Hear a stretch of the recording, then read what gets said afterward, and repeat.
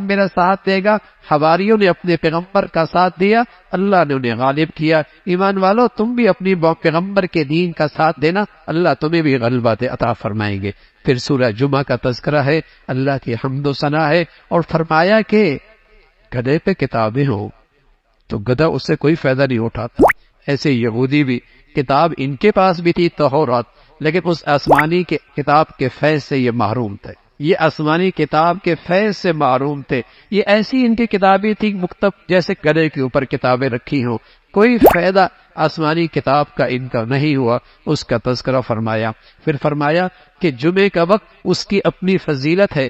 جمعے کے وقت میں آذان ہو جائے تو لین دین بے و شراب سب حرام, سب ناجائز ہے. نماز پہلے پڑھو, اس کا اہتمام پہلے کرو, پھر اس کے بعد تجارت کرو, اللہ تمہارے تجارت میں برکت عطا فرمائے. لیکن جمعے کی فضیلت اس کا اہتمام کرو, اور اس عظیم دن کی نہ قدری نہ کرو, اس کا تذکرہ فرمایا. اور پھر سورہ منافقون کا تذکرہ ہے. منافق آپ کے پاس جھوٹی زبانوں کے ساتھ آپ کی رسالت کی گواہی دیتے تھے, اللہ کی وحدانیت کی بات کرتے تھے. اللہ کہتے جھوٹے ہیں, جھوٹے زبان کے کچھ اور ہیں, اندر کے کالے اور سیاہ ہیں, زبان کے یہ بول ہیں. اور پھر ان منافقین کا کفر نفاق کھل کے سامنے آیا. ایک موقع پہ حضور علیہ الصلوۃ والسلام اور آپ کے ساتھیوں کے بارے میں کہنے لگے, یہ لوگ مدینہ میں آ گئے, ٹھہرنے لگے, ہم ان ذلیل لوگوں کو یہاں سے نکال دیں گے. اللہ رب العزت نے جواب دیا, عزت اللہ کی, اللہ کے رسول کی, اہل ایمان کی, ان منافقوں کو کیا پتہ, ان منافقین کو کیا پتہ ہے. پھر ایمان والوں کو تلقین فرمائی, ایمان والوں تمہیں تمہاری مال و دولت کہیں اللہ کیسے غافل نہ کر دے, اور اللہ کی تعمیری حکم سے تمہیں کہیں محروم نہ کر دے. خرچ کرو اللہ کے راستے میں اس سے پہلے کہ موت آ جائے. اور پھر جب موت آتی ہے تو انسان حسرت کرتا ہے, اے اللہ مہلت دے دے, بڑا نیک بن جاؤں گا اور بڑا صدقہ کروں گا, مہلت دے دے, نیک بن جاؤں گا, بڑا صدقہ کروں گا, لیکن وہ حسرتیں میری حسرتیں رہ جائیں گی. پھر سورہ تغابن کا تذکرہ ہے. اللہ کی بڑائی, اللہ کی عظمت. تغابن اللہ کے عذاب کا ایک نام ہے. نیک لوگوں کے لیے جنت میں ٹھکانہ ہے, اور بدی کی زندگی گزارنے والے اور اس پہ مرنے والے ان کے لیے بہت بری جگہ ہے. پھر فرمایا جو بھی مصیبت آتی ہے اللہ کے حکم کے بغیر تو نہیں آتی. خیال رکھنا مال و دولت ایک آزمائش ہے, مال و دولت آزمائش ہے. اس میں اگر کامیابی چاہتے ہو تو اس میں اللہ کے حکم کی تعمیل کیا کرو, اور اولاد کی تربیت کی فکر کیا کرو. اللہ کو جو قرض حسنہ دے گا اللہ کئی گنا بڑھا کے واپس عطا فرمائیں گے. اس کا تذکرہ.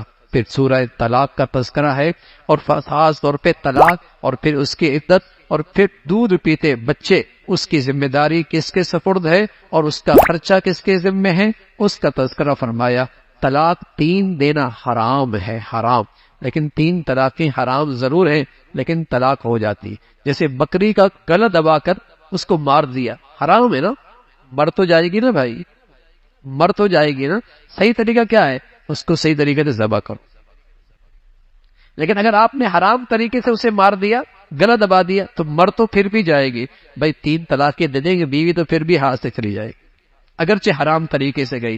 صحیح طریقہ کیا تھا, 1 طلاق دیتے, چھوڑ دیتے, اس کی 3 ماہواریاں ہوتی, خود بخود وہ بیوی نہ رہتی, اور تمہارے پاس گنجائش باقی تھی, کسی وقت ندامت, شرمندگی, ازواجی تعلق نکاح کے بعد قائم ہو سکتا.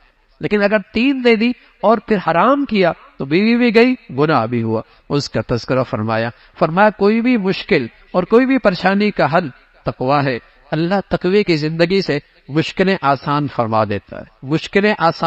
دیتا ہے, اور اللہ اس کی معاش کی ضرورت وہاں سے کرتے ہیں کہ تمہارے وہم و گمان کے اندر بھی نہیں ہوتی. ہر مشکل کی آسانی تقوی اور پرہیزگاری کی زندگی, نیکی کی زندگی نہیں بتائی, تقوی کی زندگی بتائی. آج مسلمان نیکیاں کرتا ہے, تقوی اختیار نہیں کرتا, اس لیے مشکلات کا شکار ہے. نیکیاں کرتا ہے, گناہ بھی پہاڑوں جیسے کرتا ہے, نیکیاں بھی ویسی لیکن گناہ بھی ویسی, اس لیے نیکیوں کی ساری تاثیر ختم ہو جاتی ہے. اس لیے فرمایا اگر زندگی کی مشکلات سے نجات پانا چاہتے ہو, گناہوں سے پرہیز کرو, مشکلیں آسان ہو جائے گی. معاش کا مسئلہ عزت سے اللہ آسان فرمائیں گے. اس کا تذکرہ فرمایا. پھر اللہ کے نبی کو تلقین فرمائی, حرام قرار دینے کا اختیار تو اللہ کے پاس ہے. حلال کیا ہے, حرام کیا ہے, اس کا اختیار تو اللہ کے پاس ہے. گھر کی بات گھر والوں نے کسی اور کو بتا دی, اس پر تنبیہ فرمائی. نبی کی راز کی بات کو پھیلاؤ نہیں, کہ تمام ایمان والوں کو تلقین فرمائی گھر والوں کی دینی تربیت اور دینی تعلیم گھر کے ذمہ دار پہ فرض ہے، فرض۔ صرف اپنا دیندار بننا کافی نہیں، گھر کی اہلیہ اور گھر کی بیوی اور گھر کے بچے، ان کی دینی تربیت مسلمانوں پہ فرض ہے۔ پہلی درسگاہ یہ اجڑ گئی تو معاشرہ کیسے بنے گا؟ پہلی درسگاہ یہ اجڑ کے رہ گئی تو معاشرہ کیسے بنے گا؟